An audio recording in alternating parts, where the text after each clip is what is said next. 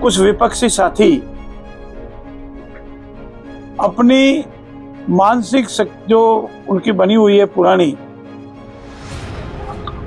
और इसी वजह से इस धर्मांतरण कानून के विरुद्ध गलत बयान दे रहे हैं। धर्मांतरण विरोधी कानून के संबंध में जिन शब्दावली का वह प्रयोग कर रहे हैं या आम जन को भड़का रहे हैं, वह पूर्ण रूप से निंदनीय है।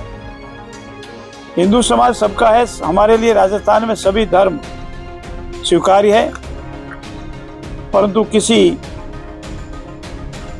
एक धर्म को अनावश्यक सहायता देकर के राजनीतिक लाभ लेने का और एक ऐसी बच्ची के साथ जो अन्याय हुआ है उसको संरक्षण देने का जो प्रयास कर रहे हैं वो पूर्ण रूप से गलत व निंदनीय है।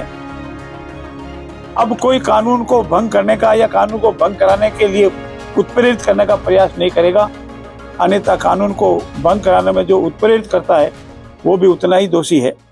हिंदुस्तान के अनेक प्रदेशों द्वारा बनाए गए धर्मांतरण विरोधी कानून को संकलन कर, उसकी समीक्षा कर, उसका अध्ययन कर, सबसे सशक्त, सबसे सरल और सबसे जन उपयोगी धर्मांतरण कानून पिछली विधानसभा में पारित किया।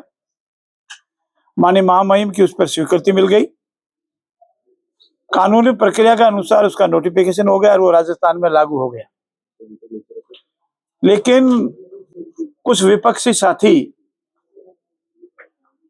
अपनी मानसिक जो उनकी बनी हुई है पुरानी, और इसी वजह से इस धर्मांतरण कानून के विरुद्ध गलत बयान दे रहे हैं और धर्मांतरण विरोधी कानून के संबंध में जिन शब्दावली का वह प्रयोग कर रहे हैं या आम जन को भड़का रहे हैं वह पूर्ण रूप से निंदनीय है। और किसी धर्म, जाति या मजहब का साथ देना, सहयोग करना ये सबको स्वीकार्य है, लेकिन जानबूझ करके लोकतंत्र प्रक्रिया के विरुद्ध जो कानून राजस्थान की विधानसभा ने पारित किया, जिस पर महामहिम की स्वीकृति मिली है, उस कानून के विरुद्ध जिन शब्दावली का प्रयोग कर रहे हैं उसकी मैं पूर्ण रूप से निंदा करता हूं। और किसी एक धर्म के प्रति इतनी ज्यादा राजनीतिक स्वार्थ पूर्ति के लिए सक्रियता बताना और उनके खुद के क्षेत्र लक्ष्मणगढ़ में हमारे ही समाज की, ऐसी समाज की बच्ची को बहला फुसलाकर धर्मांतरण करवाया जा रहा है जिसकी वो हिमाकत कर रहे हैं, उसकी हम पूर्ण रूप से निंदा करते हैं। ये राजस्थान पहला प्रदेश है जिसने सख्त से सख्त कानून बनाने का प्रयास किया है और बनाया है।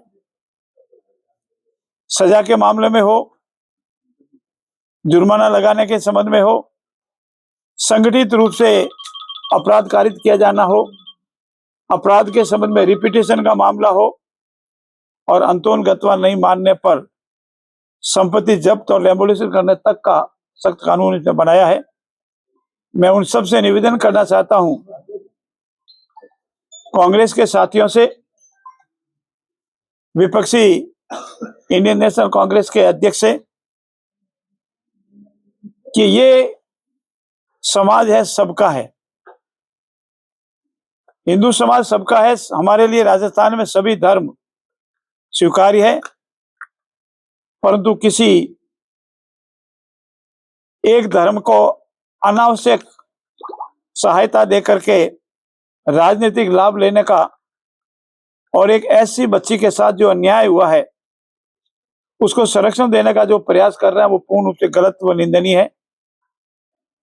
मैं सभी से ये निवेदन करना चाहता हूं, राजस्थान वासियों से, कि अगर जिस किसी ने भी इस कानून का उल्लंघन किया, इस कानून में 5 वर्ष से लगाकर 7 वर्ष से लगाकर आजीवन कारावास तक की सजा है।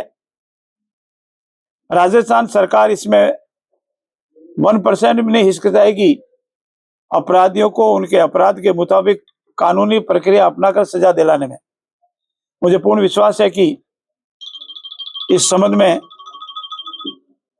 अब कोई कानून को भंग करने का या कानून को भंग कराने के लिए उत्प्रेरित करने का प्रयास नहीं करेगा, अन्यथा कानून को भंग कराने में जो उत्प्रेरित करता है वो भी उतना ही दोषी है।